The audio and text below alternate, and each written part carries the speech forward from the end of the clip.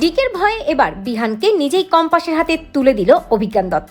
Compass ধারাবাহিকে দেখা যায় কানে হেডফোন দিয়েই বিহানের বলা কথাগুলো, ঋতুজার বলা কথাগুলো সবই শুনতে পাই কম্পাস। চোখ দিয়ে টপটপ করে জল পড়ে, যেটা ডিকে খেয়াল করে দেখে, কিন্তু ডিকে বুঝতে পারে না যে ফোনের লাইনে কেউ আছে।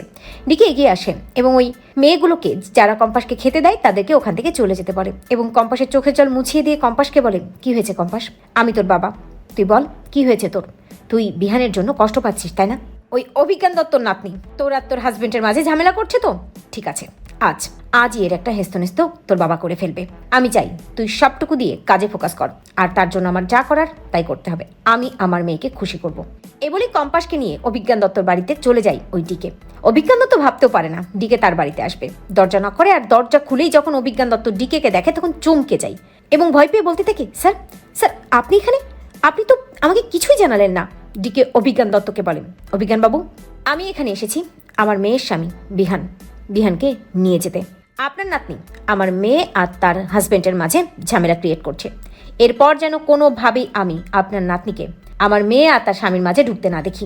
অভিজ্ঞান দত্ত বুঝতে পারে বিষয়টা তো খুব সিরিয়াস হয়ে গেছে। অভিজ্ঞান দত্ত ডিকের কাছে হাত জোর করে ক্ষমা চেয়ে বলে, স্যার স্যার আপনি কিছু মনে করবেন না, আসলে আমার নাতনি তো ছোট মানুষ, বুঝতে পারিনি। আচ্ছা, আমি বিহানকে নিয়ে আসছি। এই বলি অভিজ্ঞান দত্ত ভেতরে যায় এবং ঋতুজা আর বিহানকে গিয়ে বলে, ডিকে এসেছে, কম্পাসও এসেছে। অভিজ্ঞান দত্ত মোনালিসাকে বলে, মোনা তুমি আর এসবের মধ্যে ঢুকবে না, নয়তো কিন্তু ডিকে আমাদেরকে সবাইকে শেষ করে ফেলবে। আজ থেকে বিহান কিন্তু শুধু কম্পাসের হয়েই থাকবে। তো বন্ধুরা, তোমরা এটাই চাও তো এভাবেই যেন অভিজ্ঞান দত্ত পাল্টি খেয়ে ফাঁদে পড়ে বিহানকে নিজেই কম্পাসের হাতে তুলে দেয়? কমেন্ট করে জানাতে ভুলো না।